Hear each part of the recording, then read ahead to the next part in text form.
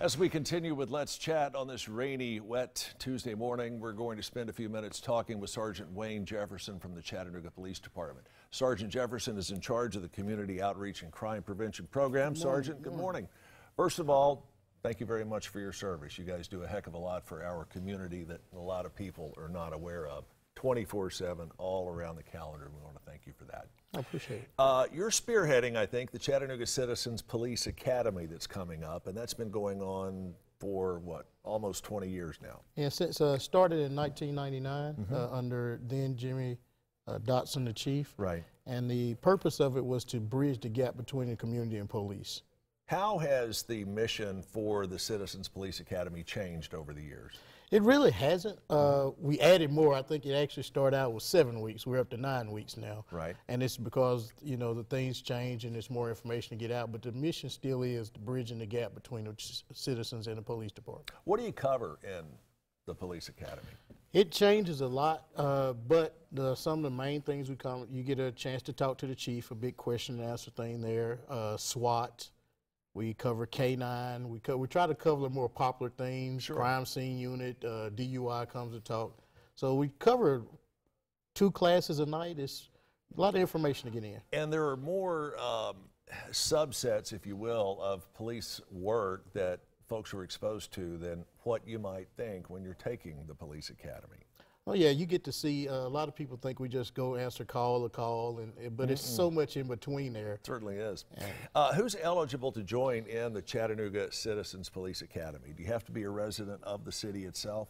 No. I have people actually come from Georgia. Wherever you can make Really? it from, we accept you.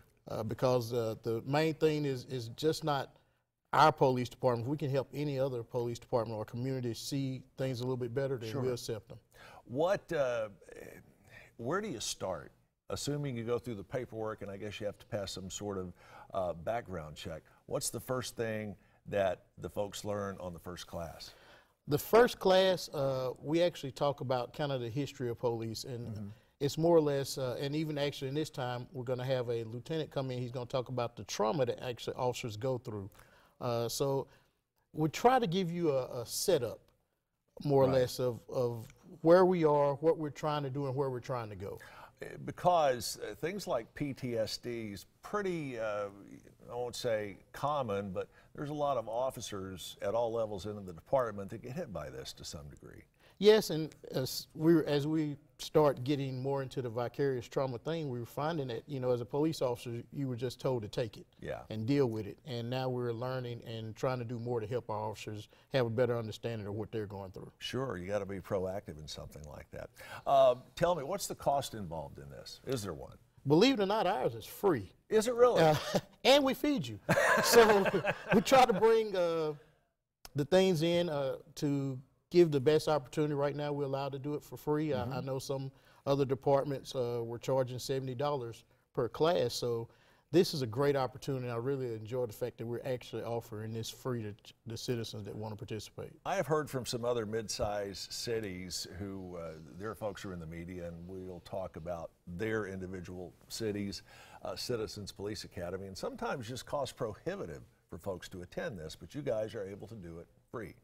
Right now, we can do it for free. I don't know how long it'll continue. Sure. But right now, you know, the chief staff and the city has been very much into this, and it's been able to go for free. And the class runs 9 weeks, and it gets underway on March 7th. March 7th, we have class on Thursday nights from 6 to 8 p.m. Depending on the amount of questions asked, we do go over sometimes. Sure. But that's our general, and we have 8 weeks of class. And then the 9th week is actually graduation. And you never can tell how that can spark a further and continued interest in law enforcement. So we do have people come through to actually go through this is their first step to see how it would be to be an officer, and they go into the academy. Sure. Sergeant Wayne Jefferson, we got to leave it there. You are always welcome back here anytime, and again, thank you for your service. Thank you. You want to find out more about how you can get involved in the Chattanooga Citizens Police Academy, go to Chattanooga.gov. That's Chattanooga.gov, or you can call them at 643-5000. That is 643-5000.